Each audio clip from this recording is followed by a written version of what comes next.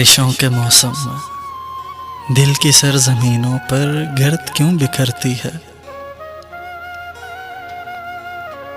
बारिशों के मौसम में दिल की सरजमीनों पर गर्द क्यों बिखरती है।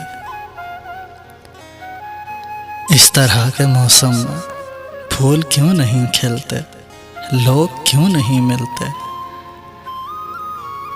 क्यों फ़कत ये तन्हाई साथ साथ रहती है,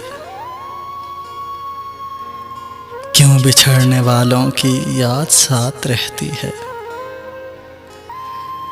इतनी तेज बारिश से दिल के आईने पर से अक्स क्यों नहीं धुलते, जख्म क्यों नहीं सिलते, नींद क्यों नहीं आती।